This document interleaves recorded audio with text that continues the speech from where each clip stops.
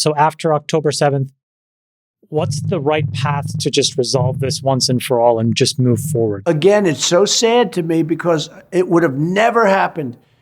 Iran was broke. They had no money.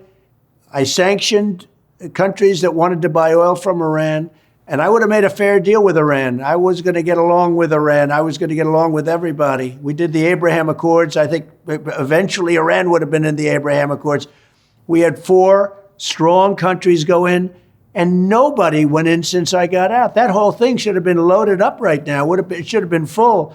They did nothing with the Abraham Accords that everybody said were great. They said, we're going to get the ultimate prize because of that. It was amazing. If anybody else did it, if a Democrat did it, they would have gotten every prize in the book, every prize in the book. But I did it, and it was a great thing that we did. It was a phenomenal thing.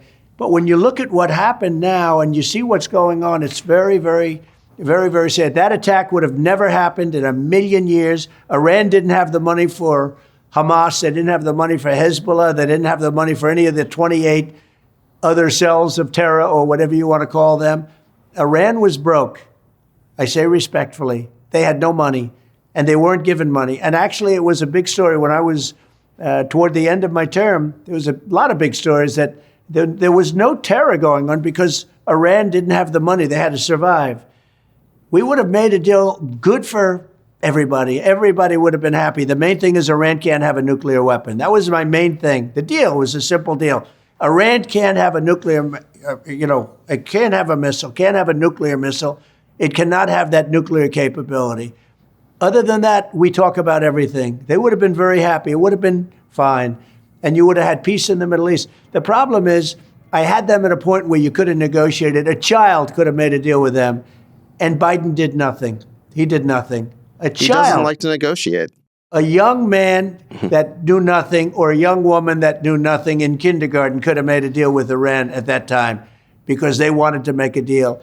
And Biden never took advantage of it. Now, they put back no sanctions, all of the different things that they gave them. China buys billions and billions of dollars of oil every month, many billions of dollars a month. Other people are buying. So Iran now has $250 billion cash. They made it all in 3.5 years. And now they're much tougher to deal with. And I will tell you, I got along great with Kim Jong-un. We solved that problem. Nobody was in danger. But this is a big problem. This is a real problem. And within 90 days or so, they're going to have and could have very well a nuclear weapon. And wow. Israel is a big difference in Israel between Iran with a nuclear weapon and Iran without a nuclear weapon. And lots of luck in that negotiation. That's going to be a much more difficult negotiation.